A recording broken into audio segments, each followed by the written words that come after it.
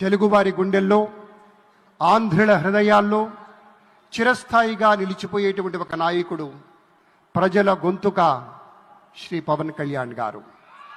వారిలో ఉండేటువంటి స్ఫూర్తి, ప్రజల పట్ల ఉండేటువంటి భక్తి, సమాజంలో మార్పు తేవాలన్న తపన అమోఘం, అద్వితీయం. అటు సమాజంలో ఒక పవర్ఫుల్ లీడర్, వారి యొక్క సందేశాన్ని విందాం. అమరావతి పునఃప్రారంభం సందర్భంగా 34,000 ఎకరాలు ఇచ్చి 29,000 పైచిలకు రైతులు గత 5 సంవత్సరాలుగా నలిగిపోయి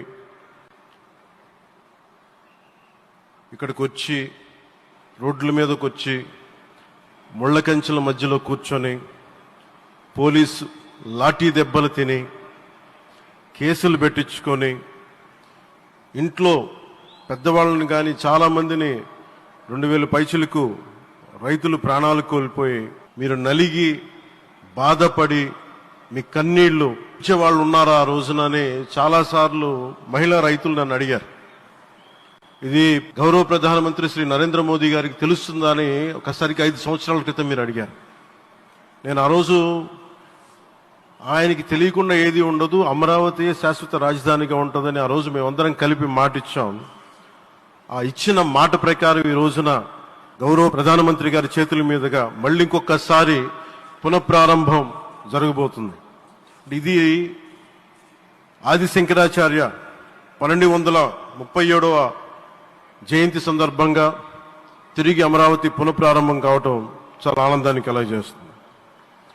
మనందరం 5 కోట్ల మంది ప్రజలకి సంబంధించి ఇది ఒక హబ్, ఇది సెంటర్, నవ్ సెంటర్. ఇది అంటే మనందరికి సంబంధించిన ఇల్లు. ఇది మనందరం ఎవరిని అడుగుతున్నామంటే, ఒక ప్రధానమంత్రి గారు పూర్వం సన్యాసాశ్రమంలో ఉన్నప్పుడు ఆయనకి అనికేత్ అనే పేరు పెట్టారు. అనికేత్ అంటే అర్థం పరమశివుడు, ఇల్లు లేనివాడని.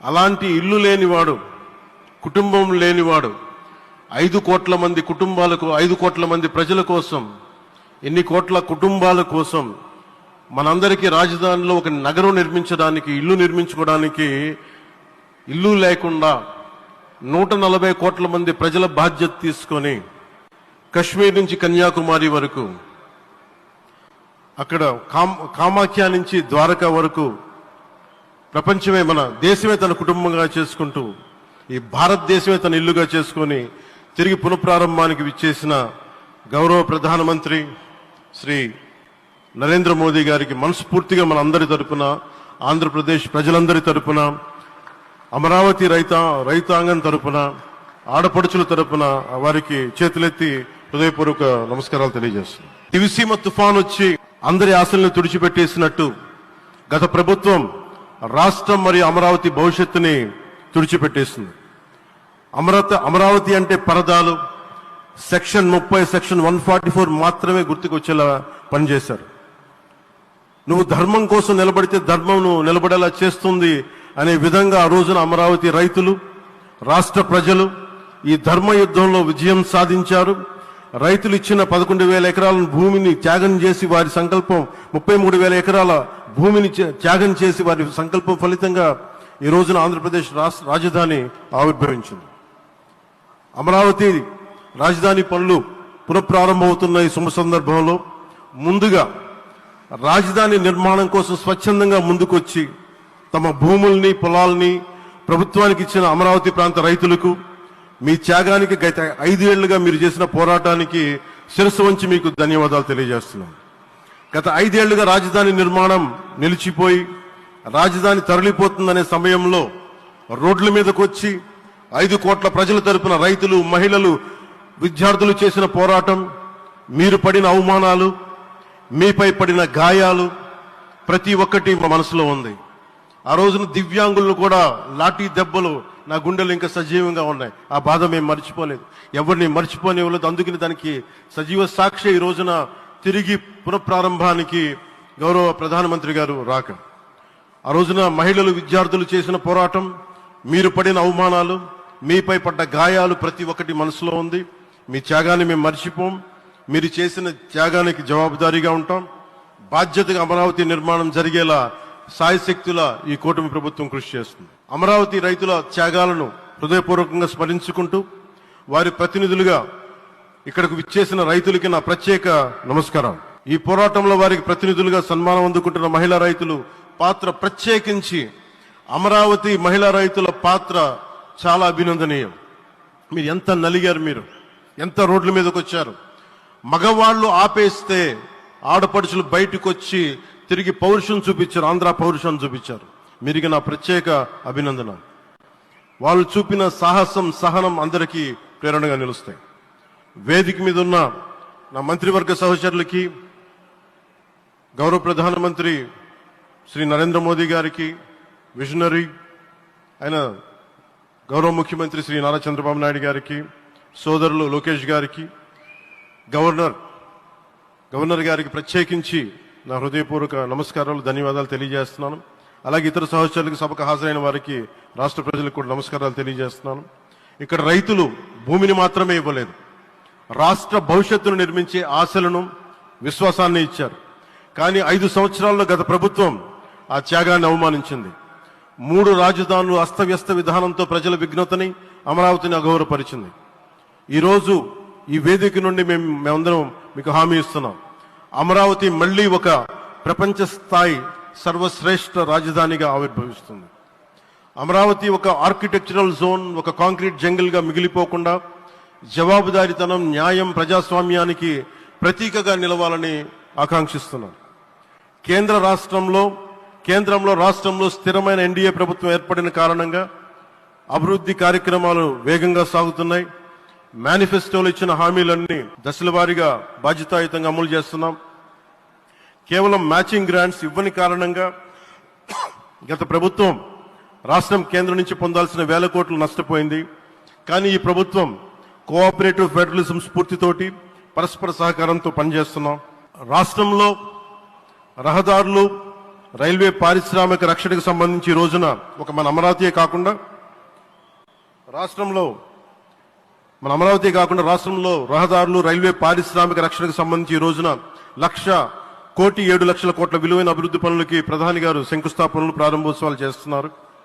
రాయలసీమలో గుంతకల్ రైల్వే, గోరంట్ల హైవే లాంటి వివిధ కార్యక్రమాలకు, ఉత్తరాంధ్రలో పిఎం ఏక్తా మాల్ లాంటి వివిధ పనులకు ఈరోజు శంకుస్థాపన, ప్రారంభోత్సవం చేస్తున్న ప్రధానమంత్రి గారికి నా హృదయపూర్వక కృతజ్ఞతలు. నేను అవనిగడ్డ ఎన్నికల ప్రచారంలో హామీ ఇచ్చిన దానికి అనుగుణంగా మనందరి ఆశలు మనకి ఆశించిన విధంగా నాగాయలంకలో మిస్సైల్ టెస్ట్ రేంజ్ కి ప్రధానమంత్రి గారు ఈ రోజున శంకుస్థాపన జరగడం నాకు చాలా సంతోషంగా ఉంది. Now with honourable prime minister Shri Modiji and honourable CM Shri Chandrababu Naidu గారు, and together